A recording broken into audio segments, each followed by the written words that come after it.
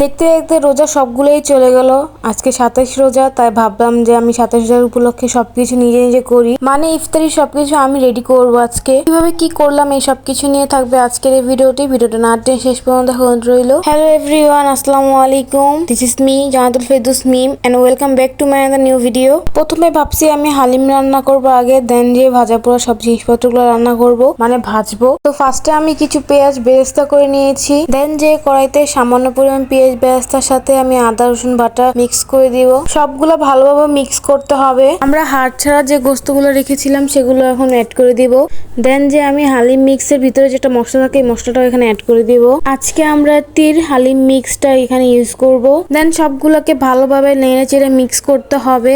আর আজকে রান্নার সময় মা আমাকে অনেক কিছুতেই হেল্প করেছে। তো এই তো আমাদের গোস্তটা প্রায় হয়ে গেছে, দেখুন কি সুন্দর একটা কালার এসেছে। এখন আমরা মেন পয়েন্টে আসি। হালিম মিক্সের ভিতরে যে চাল আর ডালের একটা মিশ্রণ থাকে, ওইটাকে গরম পানিতে 15 মিনিট ধরে ভিজিয়ে রাখতে হবে। তো এখানে আমি গরম পানিতে ভিজিয়ে রাখতেছিলাম। গরম পানিটা হালকা কুসুম পানি হলে বেশি ভালো হয়, আর এটাকে অনেক বেশি বেশি নাড়তে হবে যাতে এটা ধলা বেঁধে না যায়। আর এদিকে গোস্তটাও রেডি। তো আমাদের এই মিশ্রণটা ভালোভাবে মেশানো হয়ে গেছে, 15 মিনিট আমরা রেখেও দিয়েছি এটা। তো এখন আমরা গোস্তের সাথে এটাকে অ্যাড করে দিব। এই মিশ্রণটা ঢালার সময় অনেক নাড়াচাড়া করতে হবে। তো এই তো আমি কয়েকটা আবার উপরে কাঁচামরিচ অ্যাড করেছি, যেহেতু আমরা সবাই অনেক জাল খাই। এটাকে ভালোভাবে বলক দিতে হবে আর কিছুক্ষণ পরপর নাড়তে হবে যাতে নিচে না লেগে যায়। তো এই তো আমাদের হালিম রান্না প্রায় শেষ। তো এই তো এখন বাচ্চা পোড়া গুলো কমপ্লিট করব। মা আমাকে বেসনটা গুলিয়ে দিয়েছে, আলু চপার জন্য আলুটা কমপ্লিট করে দিয়েছে, আর বেগুনের জন্য বেগুনটা স্লাইস করে কেটে দিয়েছে। তো আমি কড়াইতে পরিমাণ মতো তেল দিয়ে ওয়েট করতেছিলাম তেলটা গরম হওয়ার পর্যন্ত। তো ফার্স্টে আমি এক এক করে বেগুনি গুলো ভেজে নিচ্ছি ভালোভাবে। বেগুনি ভাজা শেষে এখন আমি আলু চপ গুলো ভেজে নিচ্ছি। ডালের বড়ার জন্য মা আমাকে সবকিছু মিক্স করে দিল, এখন আমি ডালের বড়াটাও এক এক করে ভেজে নেব।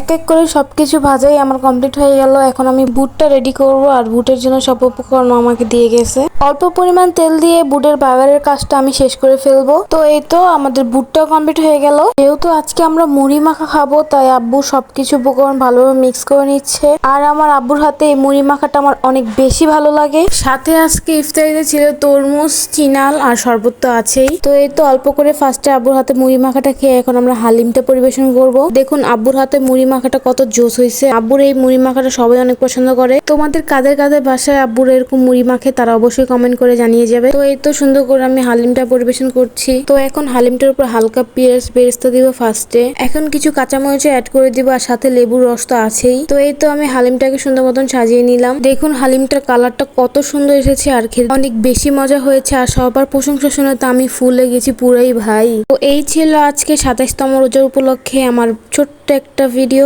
আশা করি সবার কাছে অনেক বেশি ভালো লেগেছে। সবাই আমার জন্য অনেক অনেক দোয়া করবেন আর আমার পাশেই থাকবেন, আমাকে অনেক অনেক সাপোর্ট দিয়ে যাবেন। নেক্সট অন্য কোনো ভ্লগে আবারও দেখা হবে আপনাদের সাথে। আল্লাহ হাফেজ। ও হ্যাঁ, আজকে সাথে আবার আইসক্রিমও ছিল রাতে, আরো বেশি ভালো লেগেছে। আর সবাইকে অগ্রিম ঈদ মুবারক।